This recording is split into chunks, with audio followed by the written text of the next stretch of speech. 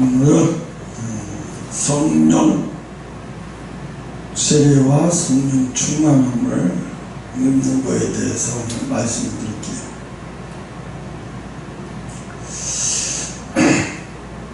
사람들이 오해를 많이 해요. 왜냐하면 기독론을 제대로 틀리면 이게 아무것도 아닌 것 같은데 나중에 신앙이 완전히 이상해지고 비껴가요.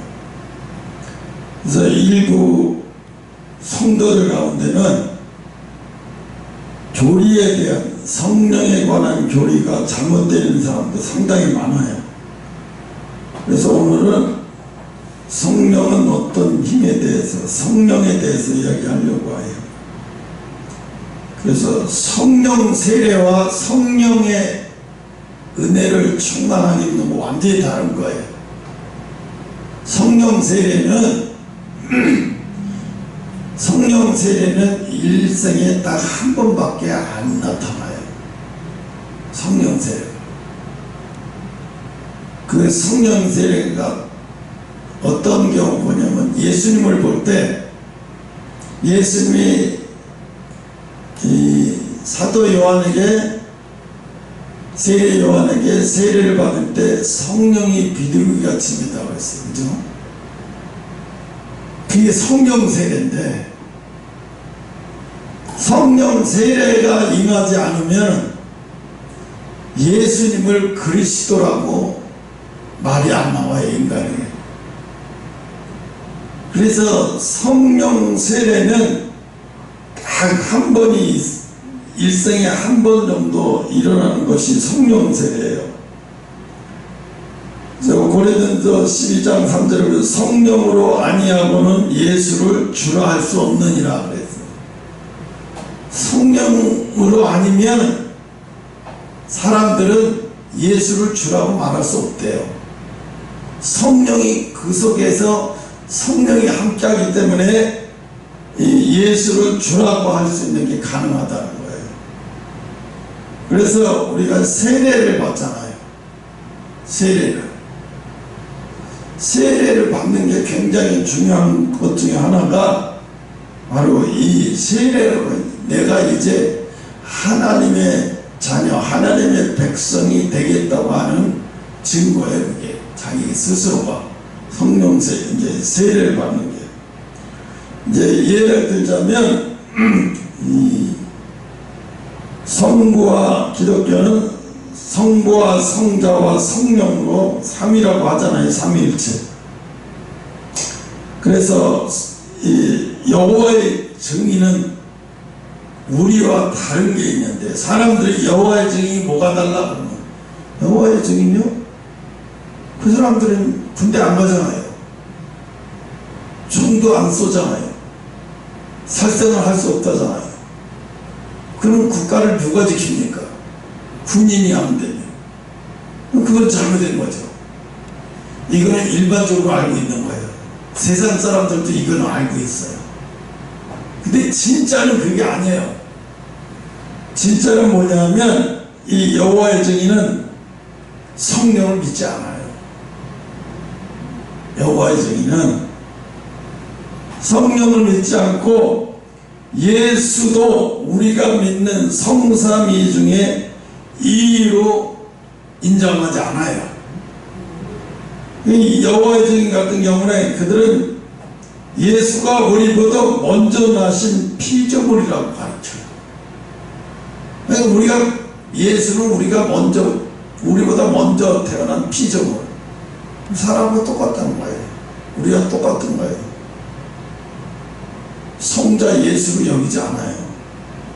이거 피조물이라고 가르치는 거예요. 그들이 이렇게 주장하는 이유는 골로새서 1장 15절에 말씀에 이거 하지만, 이 성경은 항상 어느 한 부분만 잘라가지고 이야기하면 큰일 나요.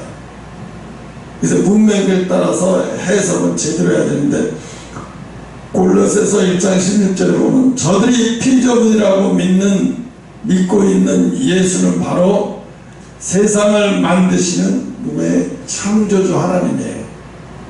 여호와 하나님이에요. 예수가 바로 여호와 하나님이고 예수가 바로 이 우주를 창조하신 분이 바로 예수 그리스도예요. 근데 그들은 그 예수 그리스도를 피조물이라고 여겨요. 피조물이라고 얘기하고 있어요. 구약의 시대 예수 그리스도를 언젠가 제가 얘기했잖아요. 구약의 시대 예수 그리스도가 구약의 시대에 있습니까? 당연히죠. 그분이 바로 야훼 하나님이에요. 야훼 하나님이 바로 예수예요. 구약에서. 그래서 야훼 하나님이 예수고 그리스도시요. 그분이 이 세상을 다 창조하신 분이 바로 그분이에요. 그런데 이 구약 이 여호와의 증인들은 그렇게 얘기 안 해요. 그냥 그것은 예수 그리스도는 우리와 똑같은 사람이야. 그분은 절대 이 세상을 창조할 수도 없고 사람이 무슨 세상을 창조해. 아니다라는 거예요. 그래서 성삼위에서 2위이신 성자 예수라고 이들은 인정을 안 해요.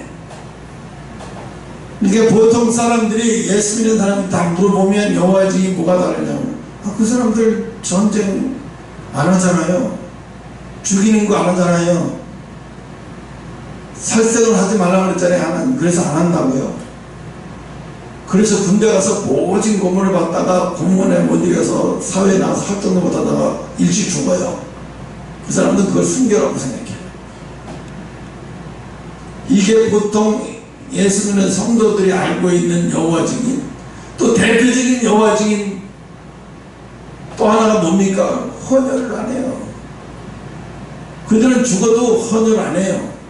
또 자기 피를 또 남에게 주는 것도 안 하지만 남의 피를 자기가 받는 것도 안 해요.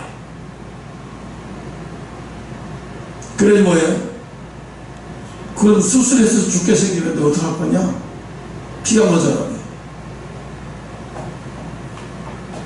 근데 그런 위기 상에서 죽기는 싫은 사람은 또 수혈을 해도 가만히 있어요. 또 넘어가요.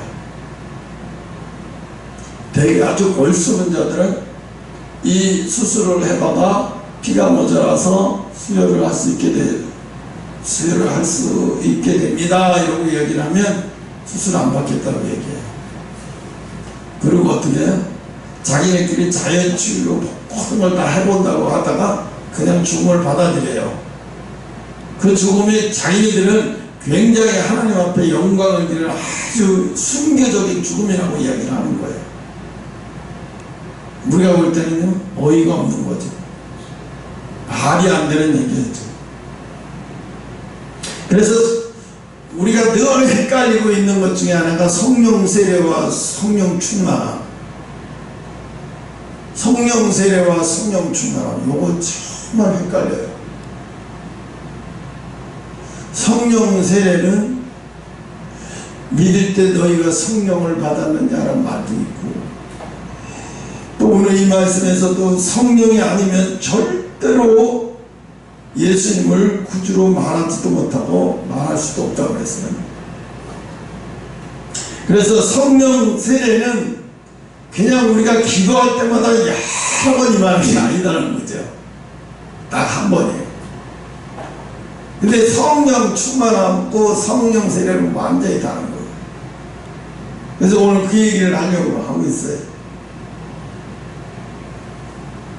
그래서 성도가 예수 그리스도를 알고 믿고 고백하는 것은 오직 성령 하나님의 역사라고 성경은 분명히 말하고 있어요. 그러므로 내가 너희에게 알게 하노니 하나님의 영으로 말하는 자는 누구든지 예수를 저주라 할 자가 하지 않고 또 성령으로 아니하고는 누구든지 예수를 주라고 할 수 없다고 고린도전서 12장 3절에 저 사람 예수를 그리스도라고 말하고 있고 예수를 구주라고 메시아라고 말하고 있다 그러면 그 사람이 말하는 게 아니라 그 사람이 성령이 함께 이미 성령이 그 사람 속에 함께 있는 거예요. 성령 세례를 이미 받은 사람이에요. 그러니까 예수 그리스도를 구주라고 말할 수 있는 거예요. 절대로 예수 그리스도를 구주라고 말하기 전에는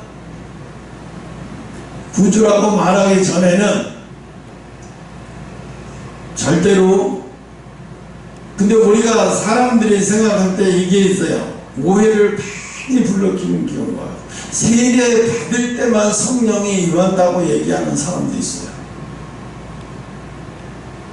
그런데 성령 세례가 임하는 경우, 세례 받을 때 우리가 알지도 못하고 느끼지도 못하지만 성령의 세례를 받을 때, 유아 세례든 세례를 받을 때 성령이 임하는 건 사실이에요.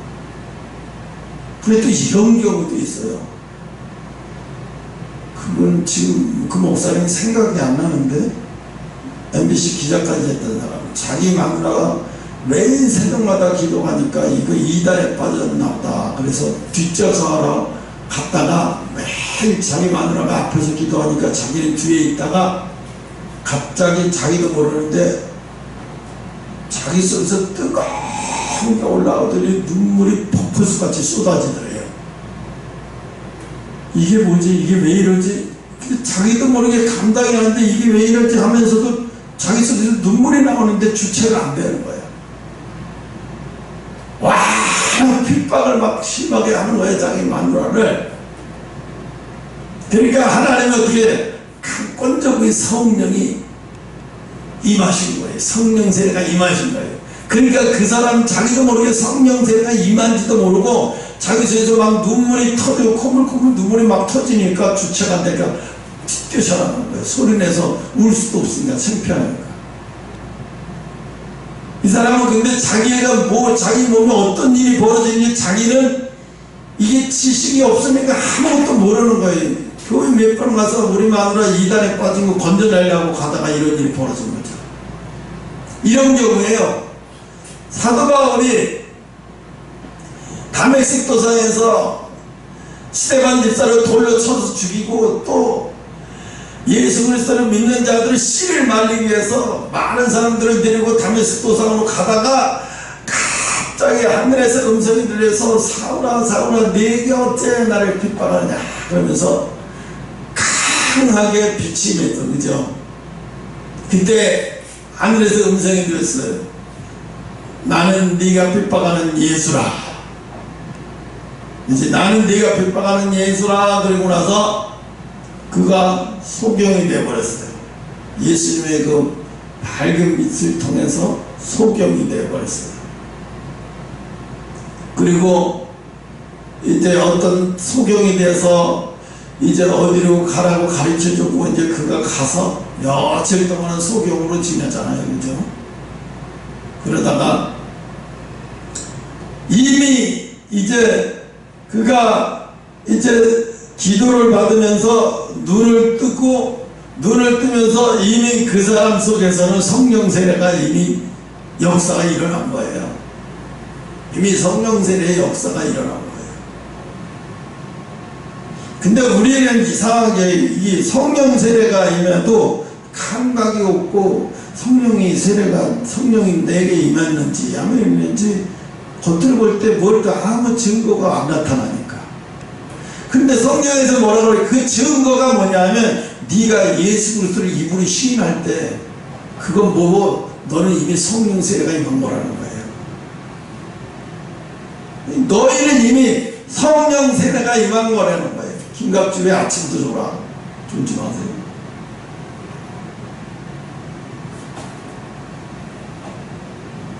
그래서 고린도전서 12장 3절에 성령이 아니고는 예수를 오직 주라고 할 수 있는 사람이 없대요. 예수를 주라고 하는 그 사람은 벌써 이미 성령이 그 속에 성령 세례가 이루어진 사람이에요. 그러니까 성령 세례가 이루어진 사람은 이제 그 다음 단계로 가야 되는 거예요. 여기서 끝나면 안 되는 거예요. 그 다음 단계로 가야 되죠. 그 다음 단계가 바로 성령 충만함이에요. 성령 충만함. 그러니까 성령 충만함은 또 무엇이에요? 성령 충만함을 어떻게 성령 충만함을 해서 뭐예요? 성령 충만함은요, 내가 하나님의 권위로 살아가는 힘이 생기는 거예요. 어떻게 해요? 산처럼 앞에 엄청난 고난의 환난의 문제가 심각한 문제가 있는데도 그 앞에서 성령 충만함을 입으면 어떤 일이 벌어지냐? 두려움이 안 생겨요. 문제가 문제로도 여겨지지도 않아요. 조금도 마음이 요동함이 없어요. 그 문제 앞에서 사람이 주눅들지도 않고요, 흔들리지도 않고요. 그래서 그걸 넘을 수 있는 힘이 생기는 거예요. 그 장애물을 넘을 수 있는 힘이 생기는 거예요. 어느 때요? 성령이 충만해질 때요. 한 예로 체험을 통해서 이야기하면, 성령 충만해지면 체험을 통해서 기도로 성령이 충만해지는 경우가 있어요. 기도로 성령이 충만해지면 첫째가, 예를 들어서 몸이 많이 아픈 경우 사람이 갑자기 몸이 새털처럼 가벼워지는 느낌을 받아요. 몸이 아픈데도 새털처럼 가벼워지는 느낌을 받고, 아주 피곤해져 있다가도 기도를 통해서 성령 충만함이 임하면 그 피곤함이 어디로 갔는지 몰라요. 그 피곤함이 어디로 갔는지, 정말 올 때는 피곤하고 힘들고 지쳤는데 기도하다가 성령 충만해지는 느낌을 받고 나더니 그 다음부터는 몸이 새털처럼 가벼워진 느낌이 와요. 이건 뭐예요? 성령의 권세가 내 속에 나타나는 거야. 성령의 권세가 내 속에서 역사하고 있는 거예요. 그러니까 내가 피곤한데도 피곤함을 못 느껴져. 그 전에는 기도하기 전에 그렇게 피곤했는데 기도하고 성령 충만해진 것 같으니까 그 다음에는 왜 이렇게 날아갈 것 같이 가벼운 느낌이 들어가요. 성령 충만해지면 내가 평상시에 하나님 말씀을 살아낼 수도 없고 살아내지도 못하는데 살아내지는 힘이 생기는 거예요. 네? 말씀을 살아내지는 힘이 생긴다는 게 권세가 임하는 거예요. 말씀의 권세가 임하는 거예요. 왜? 성령이 나를 장악해버려요. 성령이 나를 장악해서 나를 그 성령이 움직이는 거예요. 마약이, 예를 들어 이 마약하고 성령하고 비교하면 안 되겠지만 아주 알아듣기 편하게 해서 얘기하는 거예요. 마약을 하거나 수면제를 마시거나 수면제를 취하면 수면제를 막자다 금방 잠이 들어가는 건 아니지만 서서히 들어가다 잠이 들어가요. 수술할 때도 그렇고 그런 식으로 해서 잠이 들어갔죠. 그 다음에 수면제 그 약성분이 완전히 나를 완전히 다 지배해버리죠. 마찬가지예요. 성령의 충만함을 입으면 성령의 권세가 나를 장악해버려요. 그럼 나를 장악해버리면 어떻게 되냐? 내 속에서 하나님 말씀을 내뱉으면 권세가 나와요. 내 속에서 진리를 내뱉으면 그 진리가 권세가 나와버린다니까요.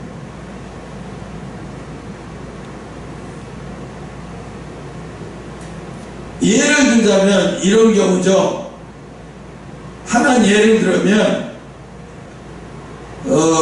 다윗이 불맷돌을 잡고 막 돌리다가 성령의 은혜가 없을 때는 아무리 돌리다가 던져도 맞은 사람이 별로 느낌이 없어요. 힘을 못 써요, 그게. 근데 성령이 임하면 어떻게 돼요? 그거를 불맷돌을 돌리다가 쏘면은 던지면은 그 위력이 이 K9 자격포를 쏘는 것보다 더 큰 충격이 맞는 자에게 어마어마한 힘이 가해지는 거예요. 여러분 180이 넘고 2m가 넘어요. 지금으로 말하면 소장으로 더 덮어요. 골리앗이요. 근데 요만한 불맷돌에 여기 맡은다고 잠깐 기절을 할 수 있을지 모르겠지만 그렇게 완전히 가볼 정도는 안 돼요. 그것도 가까운 데서도 아니고 저만큼 멀리서 던지는데 어떻게 해요? 성령이 거기 다윗과 함께하고 성령의 권세가 다윗과 함께하면 다윗이 무슨 의로운 행동을 하면 그 의로운 행동의 권세가 나가는 거예요. 그 의로운 행동의 권세가 나가버려요. 그러니까 의로운 행동의 권세가 나가니까 맞으면 죽어요. 제가 이런 체험도 한번 했어요. 신학교 때 1990 몇 년도인가 그때 당시 500만 원이면 작은 돈 아니에요. 지금은 따지면 한 1,500 정도 2,000만 원 가까이 돼요. 그때는 500만 원짜리 전세는요 500만 원짜리 전세가 있어요. 방 하나짜리요. 큰 것도 그 정도였어요. 그럼 500이 얼마나 큰 돈인지 알잖아요. 지금 따져보면. 근데 이 신학교 동기가 자기가 회장을 맡고 있으면서 돈을 엄청 벌었어요. 건물을 지면서. 근데 자기가 회장을 맡으면서 회장을 맡을 안 하려고 그래. 그런데 아무도 막 찾아가는데 안 하려고 그래서 내가 그랬어요. 그 집사님한테 10달러 5달란트를 받아가지고 5달란트를 가지고 땅에다 묻어버리면 그거 어떻게 됩니까? 처음엔 이 사람 저 사람 막 얘기도 안 듣더니 이제 내가 그 얘기를 딱 했어. 왜 집사님은 5달란트 가지고 5달란트 땅에다 묻어요? 달란트 있으면 달란트 갖고 일을 해야지. 이상한 분이네. 그리고 이상한 분이네. 그러고 딱 나와버렸어요. 그 현장 건물 짓는 그 집에서 딱 나와버렸는데 막 뒷따라다오더니 쫓아나오더래. 홍전사 나 맡을게. 내가 정교회장 맡고 학교에 건축으로 500만 원 드릴게. 뭐야 이걸 갑자기. 그래 내가 그럼 바로 통장으로 쏴드려요. 국장님 통장으로 바로 쏴요. 근데 바로 쐈어요. 그래서 나는 속에서 와 성령이 이렇게 강력하게 일하시는구나.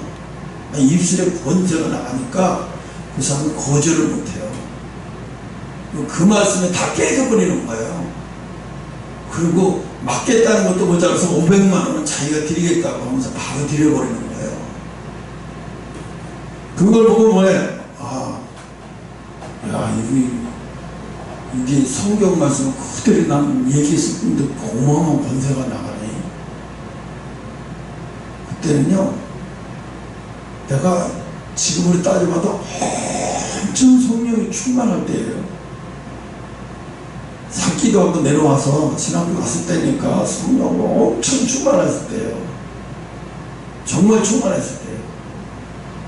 웬만한 문제도 다 씹어먹을 때예요. 왜냐 문제가 보이지 않았어요. 그때는 문제가 한 번도 난 문제를 여겨질 때가 없었어요. 그때는 그냥 돈 없으면 또 나가서 밤에 나가서 장사하면 되지. 이렇게 하고 막 그랬어요. 그러니까 모든 걸 뭐 하나님이 주시면 주시겠지. 내가 이렇게 했는데 뭐 안 주시겠어. 그 염려하고 관심하고 전혀 그런 거 없었어요. 그래서 마음에서 어떻게 해요? 딱 기쁨이 올라가더라고요. 늘 마음에서 기쁨이 와서 다니면서도 방언이 막 나왔어요. 버스를 타더니 뭘 타더니 막 방언이 막 나오고 가만히 있었어요. 내가 이러다가 미친 거 아니냐. 왜 가만히 있는데 방언이 막 나오는 거야 이거. 버스를 타니까 막 방언이 막 나오고 내가 하고 싶다는데 막 조용한 데 있으면 갑자기 방언으로 막 구주의 십자가 보혈이 막 나와요. 방언 찬양이. 아니 이게 절제가 안 될 정도로가. 왜 이렇게 너무 심하다. 왜 이렇게 심하지? 막 이랬어요. 근데 그걸 그때 당시에는 그게 뭔지를 잘 몰랐어요. 아, 기도 열심히 하니까 그런가 보다 그렇게 생각했어요. 그리고 다른 사람들 다 그렇게 뜨거우니까 신학교에 왔겠지, 다 그러니까 열심히 했겠지 그랬는데 알고 보니까 전혀 아니야. 아, 이게 다 이렇게 되는 게 아니었구나. 다 이렇게 되는 게 아니었어. 어? 그러니까 성령이 충만해지는 것을 안 하는 거는, 성령이 충만해지는 것을 안 하는 거는 지금 생각해 보면은, 여러분 여기서 노원구까지 버스 타면 될 걸 가지고 버스 타는 게 익숙하지 않다고 걸어가겠다고 하면서 걸어가는 거야 맨날. 어? 야, 왜 그 노원까지 걸어가, 바보같이. 익숙하지 않아도 버스 타고 가면 어디 기사 아저씨한테 어디쯤에서 내려달라고 얘기하면 되는데, 익숙치 않다고 그걸 포기해? 익숙치 않다고, 익숙하면 그게 얼마나 편한 건데, 익숙하면 그게 얼마나 좋은 건데, 추운 날도 금방 가죠. 더운 날에 에어컨 바람 쐬면서 그렇게 쉽게 가는데 왜 그걸 안 하려고 그래? 그거 그렇게 좋은 건데.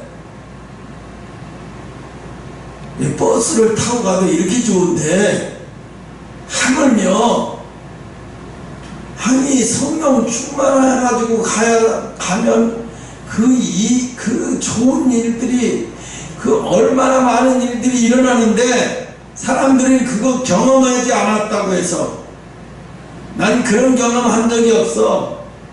그게 말이 돼? 그리고 사람들이 다 예수 믿어도 사람들이 뭐냐면 말로는 교회 와서 열심히 하면서 성령을 통해서, 성령과 내 속에서 성령으로 채울 생각을 안 해요.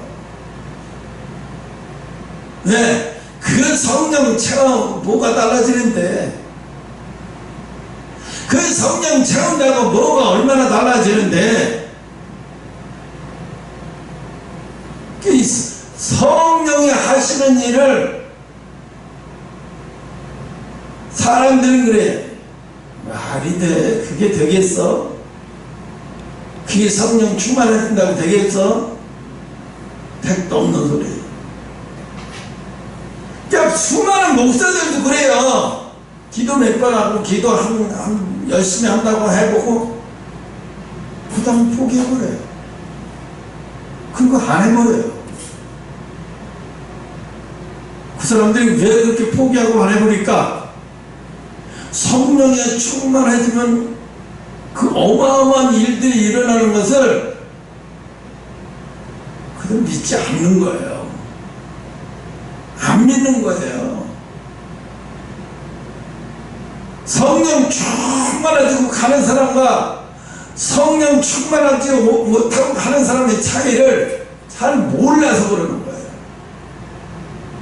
교회 안에서 뭐예요? 20년, 30년 다닌 장로도 성령에 대해서 잘 몰라요. 논리적으로는 알죠. 성자, 성령. 그건 다 알지. 말은 다 알아요. 그건 다. 근데 뭘 몰라요? 성령의 능력에 대해서 잘 몰라요. 성령의 능력이 어떤 건지에 대해서는 잘 몰라요. 나도 기도 안 해봤겠어. 내가 장로인데, 내가 안수집사인데 기도 안 해봤겠어. 내가 권사인데 기도 안 해봤겠어. 다 이래요. 기도 안 해보고 내가 어떻게 권사를 달았겠어. 기도 안 했는데 내가 어떻게 장로가 됐겠어. 다 이런 식이에요. 그럼 뭐야? 자기 생각하는 인간적인 열심으로 성령 충만함을 노력해보고 안 된다고 거기서 끝내버려요. 그러고서 그 이상 깊이 안 가려고 해요. 시간 낭비라고 생각한 거예요. 그 이상 가는 건 시간 낭비야. 내가 장로 되기 위해서 기도해야 되고, 내가 권사 되기 위해서 기도해야 되고, 내가 안수집사 되기 위해서 기도하게 되게, 그 정도는 할 수 있지만 그 이상은 곤란해. 그 이상은 곤란해. 이렇게. 내가 아까 김갑전도 물어봤어. 김갑전도 어제 기도하러 안 왔어? 네. 내가 보니까 비가 많이 와서 안 왔을 것 같아요. 비가 많이 와서 안 왔을 것 같아요. 근데 인간적으로는 맞는 얘기야 그게. 참모도 그래요. 어제 내가 물어봤어요. 김갑수 기도하러 왔냐고 그랬더니 안 왔대요. 아, 안 오길 잘했어. 비가 엄청나게 많이 왔어요. 그래서 그래? 그런데 말았어요. 그런데요, 성령은 그런 날 더 충만하게 역사해요. 뭔지 아세요? 도저히 오늘 같은 날 와서 기도할 수 없는 상황에, 내가 보니까 누가 봐도 오늘 같은 날은 기도할 수 없는 상황이야. 비가 엄청나게 오고, 또 온다고 해도 바지 다 젖어갖고 올 텐데 우산 쓰나 마나요? 비가 많이 올 때는 우산 쓰나 마나요? 여기 다 젖잖아요. 사실은 다 젖어서 오죠. 비가 많이 올 때는 얼굴이나 안 받는 거지 여긴 다 젖어버려요. 에이, 너무하다. 이 정도로 안 가는 게 낫겠다. 맞는 얘기예요. 근데요, 그 이상해요. 성령은 그런 날 기도하면요, 더 엄청나게 충만하게 역사를 해요. 더 엄청나게 충만하게 역사를 한다니까요. 그리고 그런 날마다 빠지 않고, 그런 날마다 더 기도하고, 그런 날마다 더 붙들리면 엄청난 성령의 역사가 일어나요. 그 사람에게 엄청난 성령의 역사가 일어나요. 고구마 전도의 왕 말이에요. 그 사람은 뭐 2만 명을 전도했다고 그러고 10,000명을 전도했다고. 아유, 우리는 30년을 봐도 이거밖에 안 되는데 혼자서 10,000명을 전도했다고 2만 명을 전도했다고 그러고. 근데 그 사람이 전도한 게 아니에요. 그 사람 속에 성령의 역사를 하신 거죠. 그러면 그 사람이 뭘 했길래 그러냐? 육체의 한계를 넘어간 거예요. 이미 저 사람은 육체의 한계를 넘어가 있어요. 육체의 한계를 항상 넘어가 있으니까 어떤 일이 벌어져요? 늘 성령의 권능 안에서 살아요. 늘 성령의 역사 안에서 들어가 있어요. 저 사람. 육체의 한계를 넘어선 사람, 성령의 육체 한계를 넘어선 사람에게는요, 성령이 강권적으로 역사해요. 육체 한계를 넘어선 사람에게. 그런 사람에게는요, 그런 사람에게 가진, 저 사람이 갖고 있는 달란트가 분리되게 일어나버려요. 저 사람이 가지고 있는 탤런트가 엄청난 분리띠 일어나가 자기도 주체하지 못할 정도로 분리띠 일어나버려요. 왜? 그게 한계를 넘어섰기 때문에 그런 거예요. 거의 육신의 한계를 넘어섰기 때문에. 제가 정광 목사님 보고 그거 얘기를 해요. 그 70이 다 된 분이 감옥까지 가서 6개월 가까이 살고, 또 그 전에도 몇 번을 감옥 들락날락거리면서, 또 감옥에 있으면서 몸이 더 나빠지고 움직이지도 못하니까 몸이 더 나빠져서 허리 디스크도 오고 팔까지도 막 십자인대 파열하고 막 엄청난 고통이 있어요. 그런데도 막 그것을 막 견디고 해내고 하니까 그 안에서 더 간절하게 기도했겠죠. 그러니까 이분이 그 육체의 한계를 넘어서니까 어떤 일이 벌어져요? 자기가 얘기하잖아요. 난 이렇게 강원 집회 내가 이렇게 해서 이렇게까지 사람들이 많이 올 줄 아무도 몰랐대. 자신도 몰랐대 그렇게 될 줄. 또 이렇게 오랫동안 이 일을 이렇게 하자면서 아스팔트에서 이렇게 될 줄 몰랐대. 처음엔 돈도 부족하고 막 성도들 앞에 막 돈 가져와라 돈 막 쪼여가면서 막 일했어요. 무대 설치하고 뭐 할 때마다 버스 대절할 때마다 그 돈이 다 돈. 여러분 그 한계를 다 넘어버리니까 어떤 일이 벌어지냐면 물질은 그냥 내가 원하는 대로 내가 쓰고 싶은 대로 널리게 돼버리는 거예요. 응? 그리고 자기가 하고 싶다고 주를 위해서 해야 되겠다 하면 다 일이 일사천리로 벌어지는 거예요. 왜 그럴까요? 한계를 넘어섰으니까. 이분은 한계를 넘어선 사람이에요. 육체 한계를 이미 넘어섰어요. 그래서 육체 한계를 넘어섰으니까 어떻게 해요? 이 사람은 성령의 권능 안으로 들어온 사람이에요. 성령의 권능 안으로 들어간 사람이에요. 근데 사람들이 그거를 몰라요.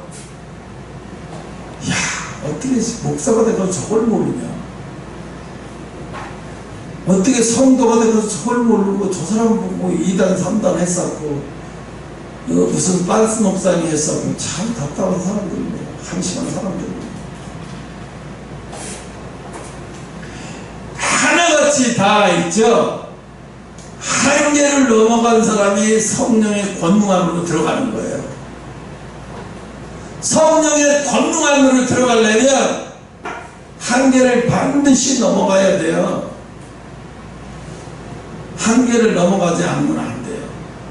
한계를 넘어가야 돼요. 오늘 아침에 꿈에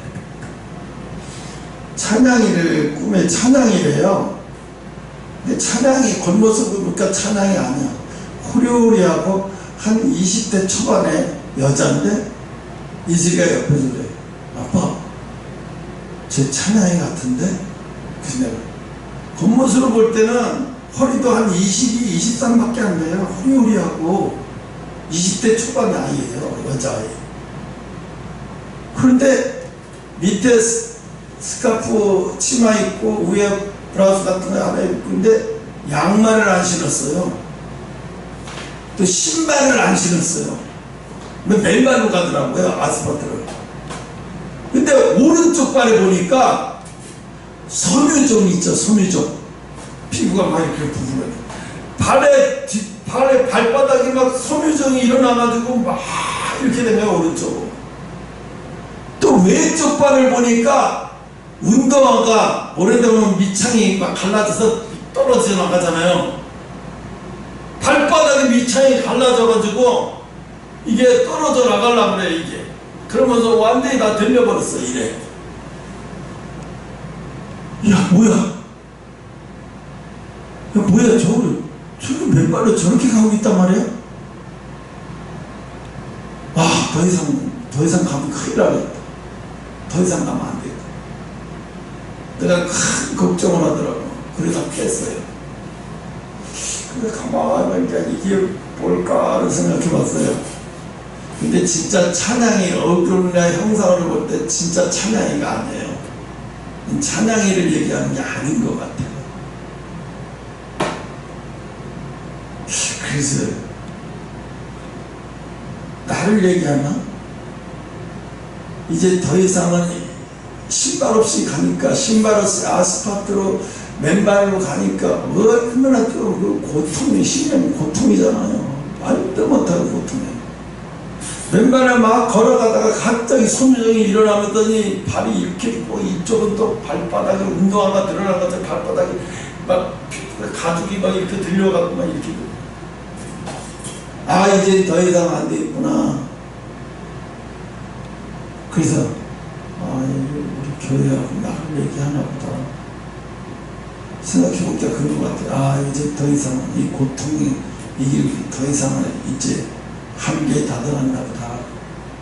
오늘 설교한 내용하고 또 일치가 되네. 그 얘기를 하시려고 하나? 근데 그런 생각을 했어요.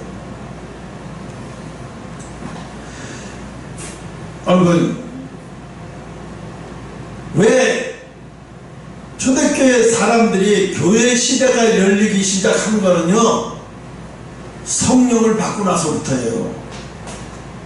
예수님 뭐라고 그랬어요? 부활하셔 감난산에서 가시면서 뭐라고 그랬어요? 성령을 받아야 된다. 성령을 받아야 된다. 성령을 받을 때까지 떠나지 말아라. 지금으로만 하면 성령 충만함을 이룰 때까지 떠나지 말라는 얘기예요. 그 사람들이 이미 성령은 받았어요. 세례를 예수님이 다 세례 주시고 하셨으니까.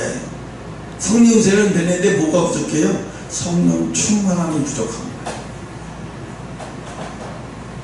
그러니까 성령 충만하고 입으니까 제자들도 다 하나같이 다 이제 진짜 사도가 되기 시작하죠. 다 순교하는데 걱정하고 도망가는 사람 하나도 없잖아요. 다 자기 한계를 다 뛰어넘는 사람들 다 되어버리고, 이제 거기 있는 120명을 통해서 아시아에 막 복음이 다 퍼져가면서 전 세계로 퍼져가기 시작하죠. 교회 시대가 열리잖아요. 인간의 한계가 다 추월되면서 교회 시대가 열리기 시작하잖아요. 언제? 성령 충만함을 잊기 시작해서부터요.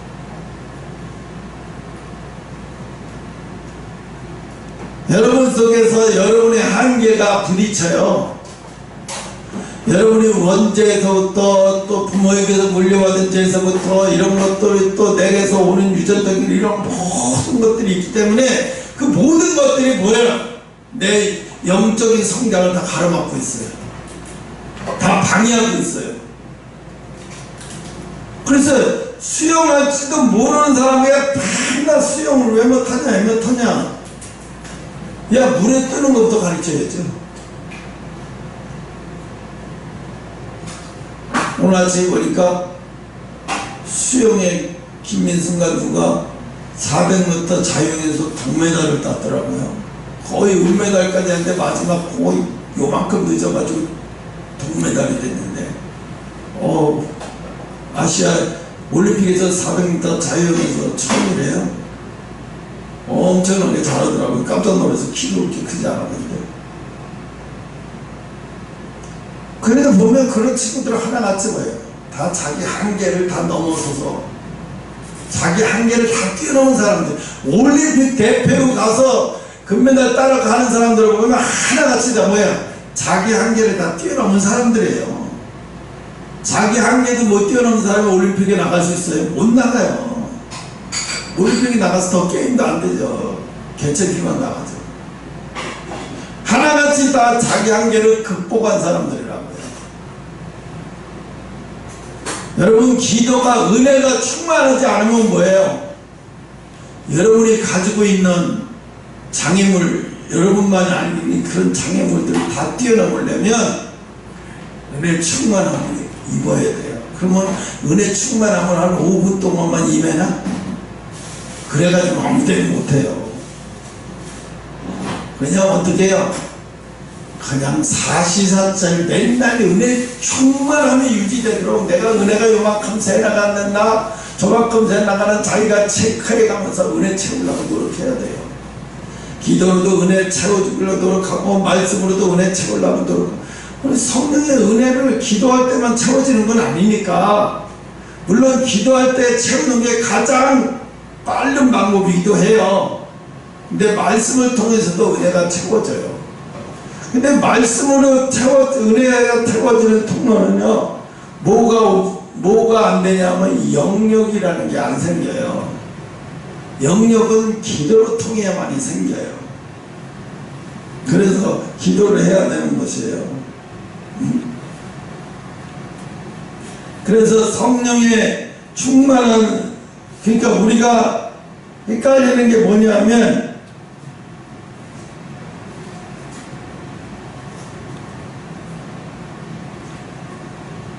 성령의 충만한 것을 우리 스스로가, 예수님도 봐요. 예수님도 어떻게 했어요? 습관적으로 기도하시잖아요. 습관적으로 기도하시면서 뭐라고 해요? 야, 너희들 그 졸음의 한계를 좀 뛰어넘을 수 없냐?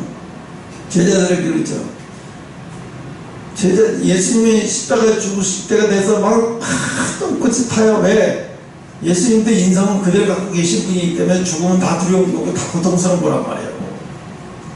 그래서 예수님이 그 십자가의 고통을 생각하면서 밤새도록 왔다 갔다 하면서 기도하는데 제자들은 그것도 붙잡고 못 이겨. 그러니까 예수님은 뭐라 그러냐, 너희들은 잠시도 깨어있어도 어떠냐. 그 얘기 뭐예요? 너희들은 그 육신의 한계, 졸음에서 그 한계에서 좀 깨어나오지 못하겠냐. 그 한계를 좀 뛰어넘을 수 없겠냐. 그 한계만 오면, 그 한계만 오면, 인간적인 한계만 오면 쪽도 못 쓰고 아무것도 못 쓰고 다 끼어들고 머리 기르고 다 잘한다네. 예수님은 그럼 너희들은 어쩌면 그렇게 한계만 오면 그걸 이기지를 못하냐. 다 그러고 자냐. 그리고 예수님이 책망하시죠. 그리고 다시 또 기도하러 가세요. 이 제자들이 그때도 제자들이 예수님 다 아셔요. 그건 왜? 제자들은 그걸 이길 힘이 없거든요. 이길 힘이 없어요. 제자들은 그 한계를 이길 힘이 없어요. 인간적인 그 한계를 이길 수 있는 힘은요, 뭐가 있어야 돼요? 성령 충만해져야 이길 수 있어요. 여러분, 결혼해가지고 끝까지 이혼하지 않고 잘 살려면 인간 한계가 100번씩 와요. 수없이 많이 와요. 그 한계를 극복하려면 예수님을 붙들어야 돼요. 근데 예수님을 붙들지 않은 아이들이 한계가 붙을 때면 대개가 다 이혼해요. 대개가 다 이혼해요. 이동진인가 뭐 이윤인가 걔하고 이혼한 그 애가 그래요. 자기가 결혼할 때 그렇게 생각했어. 우리 집안에 이혼이란 없다. 나도 절대 내 인생에 이혼은 없다. 그런 생각으로 결혼을 했대요. 어떠한 경우도 이혼은 안 하고 어떠한 경우도 내가 맞춰서 살고 선택해서 하겠다. 이혼을 안 하겠다 그랬대요. 그런데 결혼 2년이 지고 3년 지나니까 자기가 이혼을 안 하면 정신병 걸려 죽게 생겼더래요. 아, 내가 이혼을 안 하고 내 세계에 이혼은 없어 이러고 내가 계속 살다가 이혼을 안 할지 모르지만 그 전에 정신병 걸려 죽겠다. 그래서 어떻게 얘를 생각하면, 딸을 생각하면 아빠를 빼앗는 것 같지만 어쩔 수 없다. 이혼을 했다. 내가 살아야 되니까. 그래서 이혼을 했대요. 이혼을 했는데 지금 생각해봐도 그때 정말 그걸 참을 수 없었나? 왜? 아이가 어느 날 그러더래. 아이 친구가 너네 엄마 아빠는 왜 이혼했어? 물어보더래요. 유치원에서. 그 아이가 돌아와가지고 엄마한테 물어보더래요. 엄마, 아빠랑 왜 이혼한 거야? 뭐 때문에 이혼한 거야? 자꾸 물어보더래요. 그래서 아이한테 네가 커는 얘기해줄게. 지금은 아빠, 엄마가 무슨 말을 해도 넌 이해를 못해. 그러니까 아빠 엄마가 이혼을 했지만 너가 미워서 이혼한 거 아니야. 절대로 그런 거 아니야. 네가 중학교 들어갈 때쯤 아니면 더 컸 때쯤 엄마가 다 얘기해 주게 그랬대요. 또 탤런트 황정음이라는 친구가 있어요. 애기를 낳고 결혼해서 무슨 몇 평 아빠 살고 뭐 어떻게 살고 막 일일 중이고 엄청나게 떴었겠고 막 SNS에 보면 어디 갔다 와서 뭐 부부끼리 막 뭐 같이 하고. 근데 얼마 있다 법적으로 이혼 소송 가서 1년인가 2년 만에 이혼했어요. 그러면 그 사람만 이혼할 위기가 그 사람들에게만 있나요? 다 똑같아요. 어떤 사람한테도 다 일어나요. 다 똑같고 다 일어나요. 근데 어떤 사람은 극복을 하는 사람이 있고 어떤 사람은 극복을 못하는 사람이 차이예요. 근데 예수 믿는 사람도 극복을 못해서 이혼한 사람이 있어요. 근데 어떤 사람은 또 예수 믿는 이혼한 위기에 처서 신앙생활을 하면서 그것을 극복을 잘해서 또 잘 행복하게 사는 사람이 있어요. 근데 성령이 충만해지는 이유가 왜냐하면 세상적인 문제, 내가 한계에서 도저히 내가 뭐 옴짝달싹 못할 한계 문제를 예수님의 성령의 권능이 임하니까 다 해결이 되더라는 거예요. 왜? 그 성령이 내 속에서 나는 못하는 거를 다 할 수 있도록 만들어 버리더라는 거예요. 그러니까 어떻게, 이게 우리 힘은 할 수 없지만 이 성령이 충만한 분이 입으니까 이게 다 해결이 되는구나. 용서할 수 없었던 것도 용서가 되고, 남편 뒤숭숭한 것도 죽여버리고 싶고 미워하고 싶었는데 그런 마음이 싹 가셔버리고 불쌍히 여겨지고, 어떤 말을 해도 웃으면서 받아주는 사람이 되어버리니까 남편도 변하게 되어버리고, 남편도 변하게 되어버렸어요. 우리는 뭐 안 싸우는 줄 알아요. 치열하게 싸웠죠. 내가 중화도 이쪽 방 오기 전까지도 많이 싸웠어요. 성격이 너무 다르고 너무 안 맞습니다.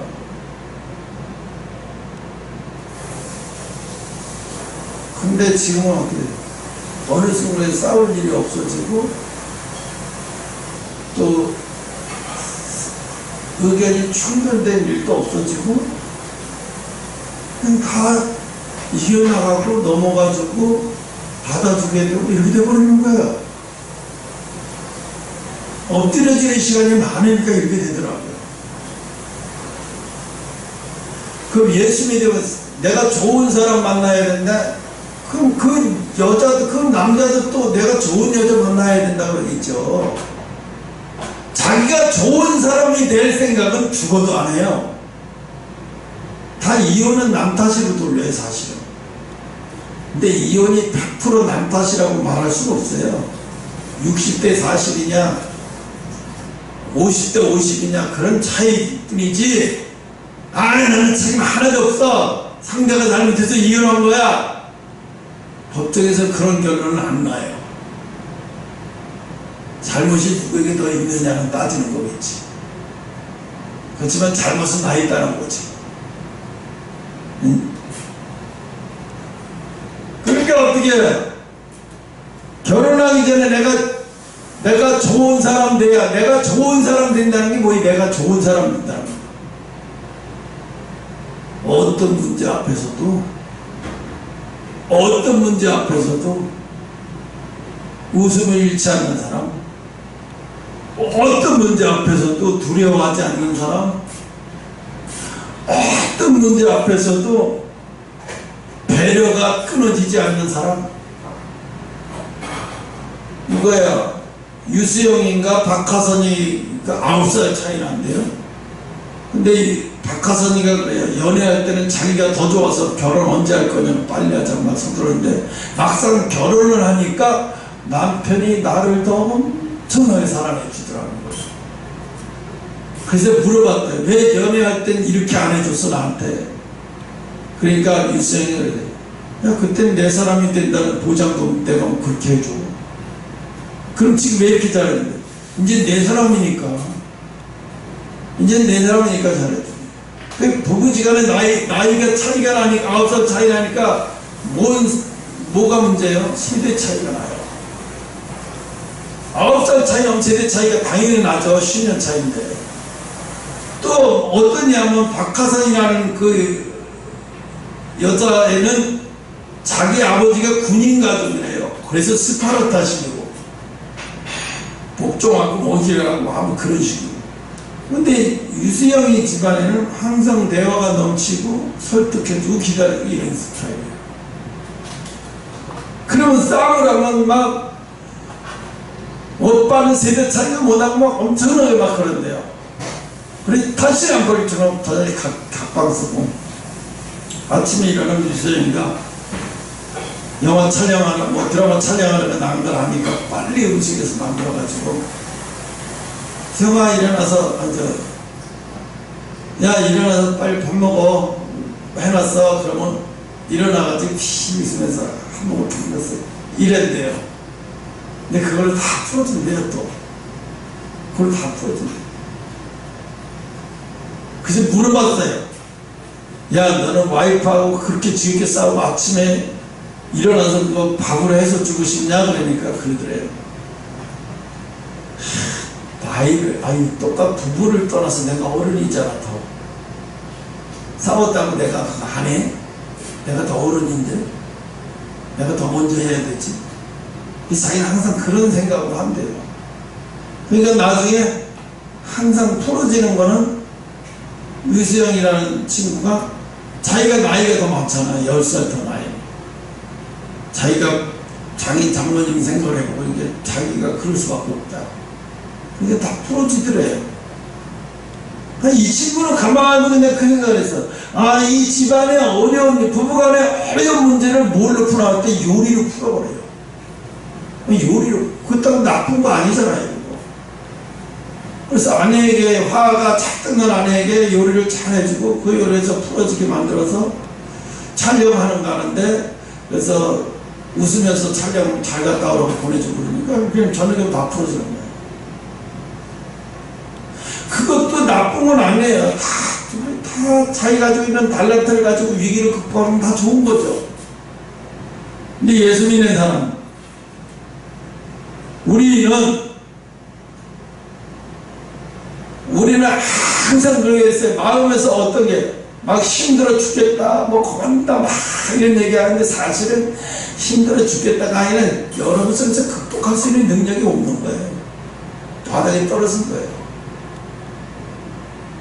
그것만 떨어진 게 아니라 성령의 충만함도 이미 많이, 성령의 충만함이 많이 소멸됐어요. 다시 채워야 된다는 얘기잖아요.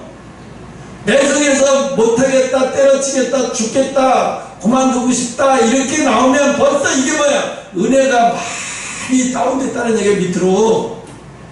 타이어 공기를 따지면 타이어가 벌써 바람이 많이 빠져서 이게 주행하는데 불편을 느낄 정도까지 해버린 거예요. 다시 채워야 돼요. 그러니까 그때까지 가서 다시 채우려면 힘들어요.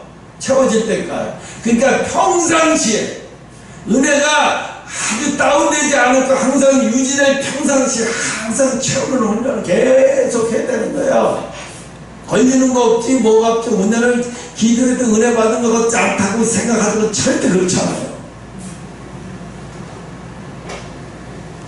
근데 사람들은 이걸 몰라요. 이걸 왜 성령의 은혜가 충만해야만이 마지막 재림 시대, 뭐 재림 신앙도 좋지만 그보다 더 급한 건 지금 나에게 닥친 현실적인 여러 가지 힘든 어려운 것을 왜 그걸 내가 성령의 은혜가 충만해 있으면 내가 그걸 넘을 권능이 생기고 그 하나님이 그 나에게 성령이 역사하셔서 그 권능을 주시면 내가 그걸 다 넘어갈 수 있는 힘이 생기는 거예요. 자기가 그거 넘어갈 수 있는 힘이 다 빠져 있어서 그 넘어갈 수 있는 타이어가 바람이 다 빠져 굴러갈 힘이 없을 정도까지 됐는데도 모르고 은혜 충만할 생각을 못하고 있는 거예요.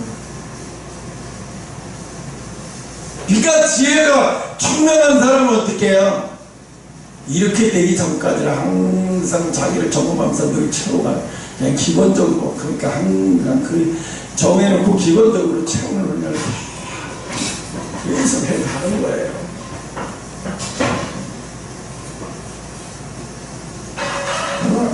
더 이상 나가지도 않았는데 어렵구나 이 생각이.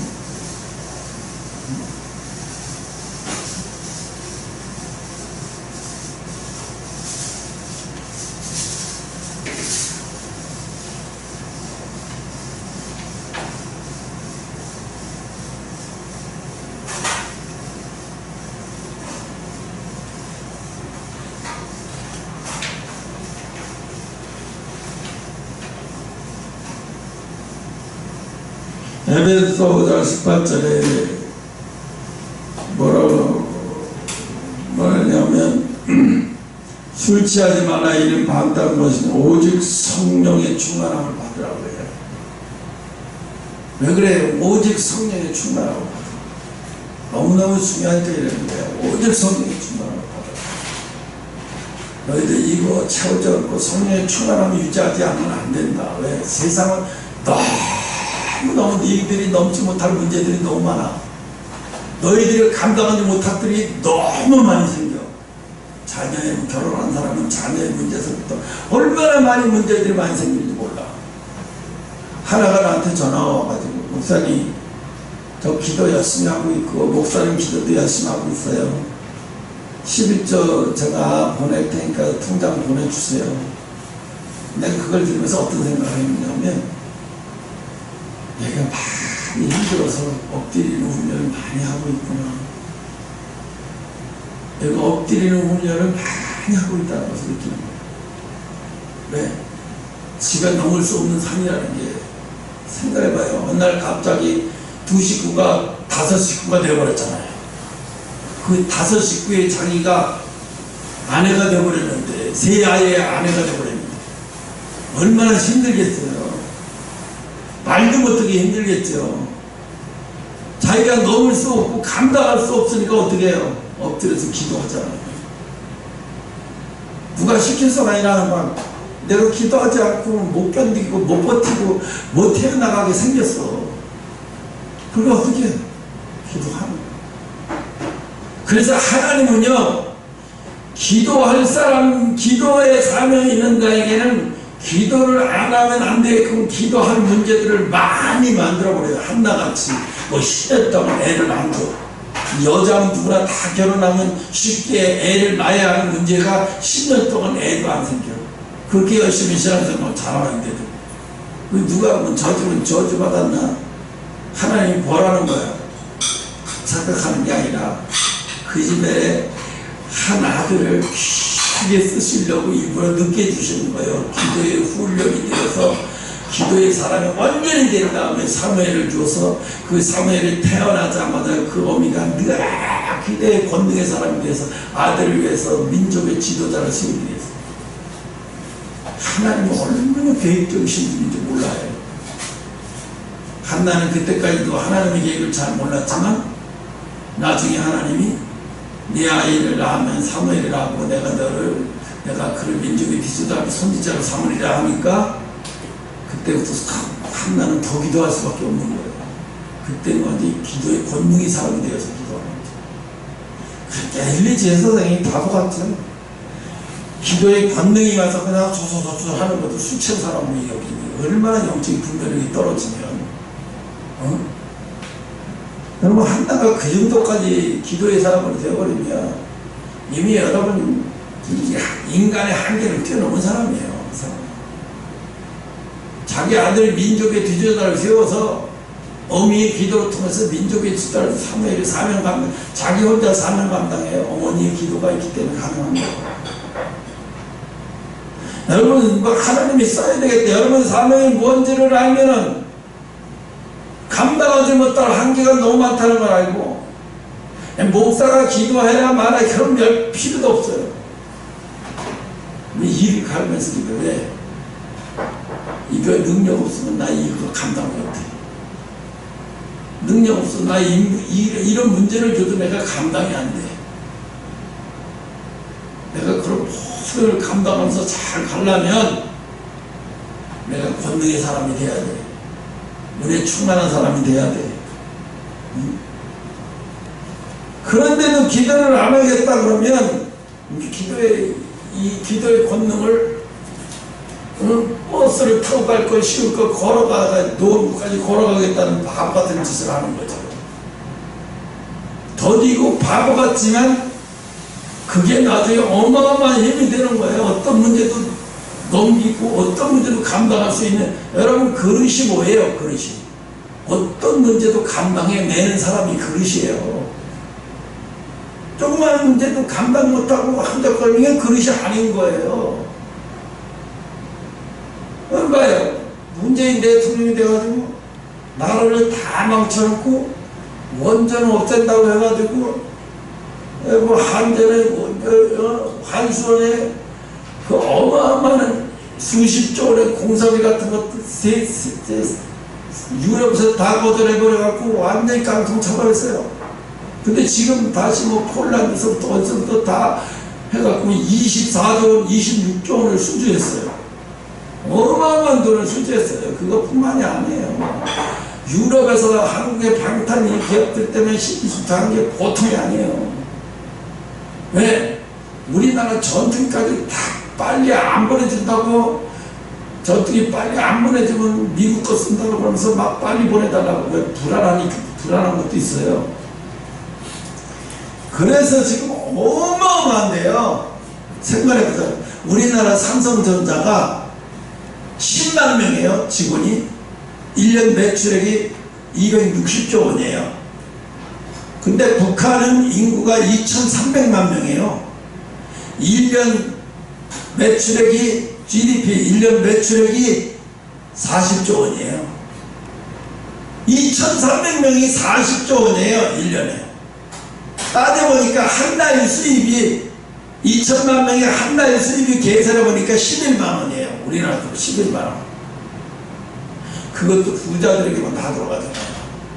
그럼 어떻게 살아요? 아니 2,300만 명을 경영을 해서 1년에 40조밖에 못 보나? 40조밖에 매출을 못해? 10만 명이 1년에 260조 원을 매출을 올리는데 김정은이 돌자가예요. 그러니까 북한의 경영학을 아무리 저거하고 뛰어난 것을 유럽에 유학시킨 거 하면 뭐예요? 경영을 못하니까. 북한의 자원이 얼마나 많은가, 얼마나 많아요. 우리는 자원 하나인데 북한 안에 넓은 게 자원인데도 저렇게 못 살아. 저렇게 밑에 왜 그래요? 그릇이 아닙니까? 감당 못하잖아요, 감당. 아니 우리나라 삼성전자 10만 명이 하나가 260조 원을 해가지고 매출을 올리는데 2,300명이 일해가지고 40조 원을 이게 무슨 나라야 이게. 북한에서 넘어온 경제학자가 그래. 내가 한국을 아무리 연구 많이 해봤대. 자기가 박사학위까지 받았고 유럽에 가서 박사학위도 받았는데 한국은 자원이 하나도 없는데 너무 이렇게 사는 거예요. 그래서 그렇게 남한으로 이 탈출을 결심했대. 더 이상 아무리 뭘 배워야 써먹을 데가 없어서 여기서 있을 필요가 없겠다. 그래서 체코에서 먹은 거다. 독일로 가. 지금은 체코 비행기가 있지만 2000년대 비행기가 없었어요. 그래서 독일로 가는 비행기 타고, 독일로 가는 기차 타고 와서 독일에서 한국으로 오는 비행기를 탄 거고. 그러니까 국가 경영 문재인이가 5년 동안 얼마나 망가뜨렸는지 이 사람들은 이 국민이 둘 다 바보같이 어리석어가지고 너무 모르는 거예요. 너무 몰라. 엊그제도 비 오고 엄청나게 오는데 평택 미군기지 앞에서 대목으로 집회를 벌이고, 그러니까 또 그 반대 집회를 벌이려고 자유통일당 회관들이 거기까지 가서 비 엄청나게 오는데 가슴이 너무 간다고. 저 사람 누가 시켜서도 아닌데 얼마나 가슴 답답하면 저기 가서 저렇게까지 할까. 나는 너무 사람이 50대 다 나이 드신 분들이에요. 젊은 사람 하나도 없어요. 잘 못 봐서. 큰일이에요. 하여튼 기도합시다.